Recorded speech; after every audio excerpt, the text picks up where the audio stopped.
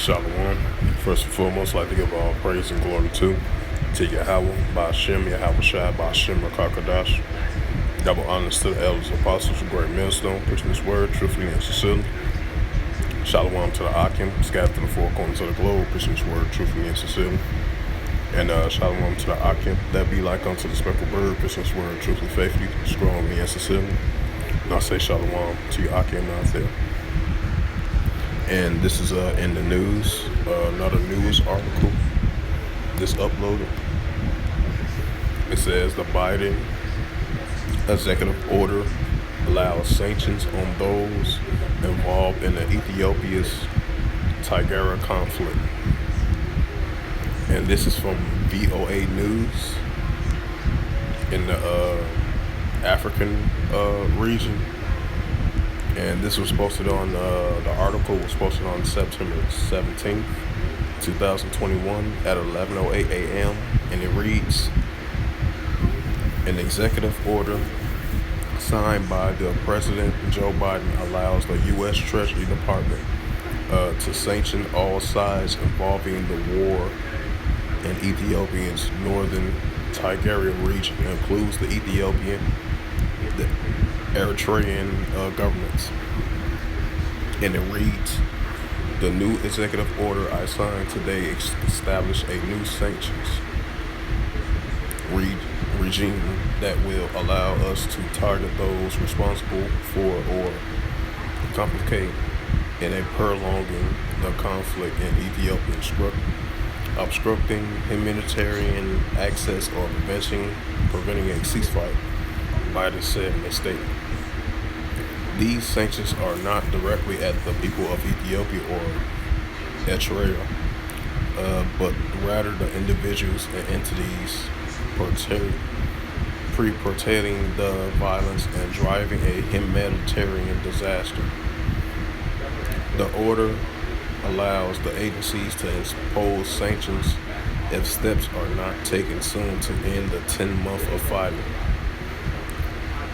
The Tigray People Liberation Front, TPLF, as the Amhara region government can also be sanctioned. Previous U.S. attempts to pressure the warring factions, including visa restrictions against Ethiopians and Eritrean officials, have not been successful. The United States is determined to push for a peaceful resolution of this conflict and will provide full support to those leading mediation efforts, including the African Union representation for the Horn of Africa, Al Gunzan Asmunjo, said Biden. We fully agree with the United Nations and African Union leaders. There is no military solution to this crisis. The war is threatening the stability of Ethiopia's Africa's second most populous country. The world has triggered the world's largest hunger crisis, leaving millions of people in need of humanitarian aid. On Thursday, the U.S. official said only 10% of humanitarian supplies for the embattled Tigray region has been allowed to enter the areas of the past month. The United States and the United Union, Salakia, let me read that again. The United States and the United Nations says the truck transport initial aid such as food and water to the area have been blocked by the Ethiopian troops. So yeah, I was reading this article.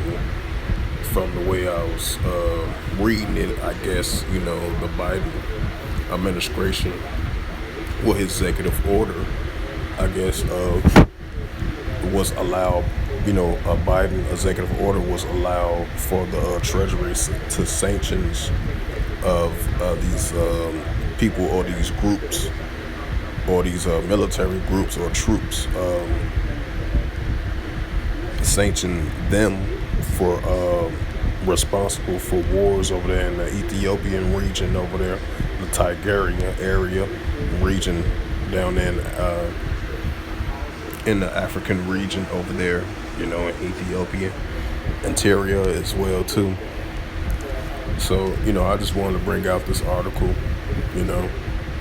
That's all much I can say about it is, but the Biden administration once again, doing their sanctions on these groups of people of countries and stuff like that. You know. Cool. Oh, well.